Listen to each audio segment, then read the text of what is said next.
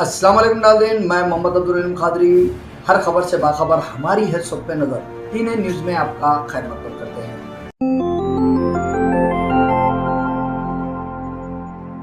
सरकार तो अब सुनेगी। अब तक सरकार थी अपनी पूरी ताकत के साथ में। अब सरकार की ताकत की हमने नींव को हिला के रख दिया है इस बार, और इस बार हम मजबूर कर देंगे सरकार को और अपना हक लेकर ही सांस लेंगे। जब तक हमें हमारा हक नहीं मिल जाएगा तब तक हम यहाँ से कहीं जाने वाले नहीं हैं, और तब तक हमारी लड़ाई जिंदा रखेंगे और अपना हक वापस लेकर ही लौटेंगे यहाँ से, चाहे कितना भी समय हो जाए। इस सरकार को हम झुका के ही सांस लेंगे। सरकार तो अभी तक नहीं झुकी ना, 1 साल हो गए। नहीं झुकी है, लेकिन हम प्रयास भी तो हमारा नहीं टूटा है। हम अपना प्रयास तो अभी लगातार जारी रखे हुए हैं। हमने भी तो हार नहीं मानी है। जब तक हम हार नहीं मान लेंगे तब तक हमारी हार नहीं हो सकती। सरकार बहाली क्यों नहीं कर रही? सरकार की गलत नीतियां हैं।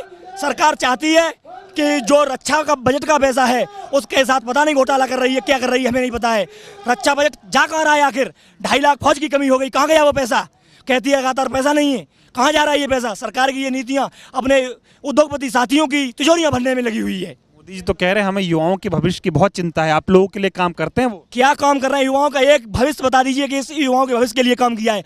क्या खा के ये भविष्य के लिए काम कर रहे हैं? हमारा तो भविष्य इन्होंने अंधकार में डाल दिया। जो भर्तियां हमने क्लियर कर दी थी, इन्होंने भीख नहीं मांगी थी, हमने खून और पसीना बहाया था तब जाकर के भर्तियां क्लियर की थी। उनकी जब ज्वाइनिंग नहीं दी तो ये क्या खा कर रही है युवाओं के लिए? अभी आप लोगों को क्या समस्याएं हो रही हैं जो भर्ती नहीं हो पा रही?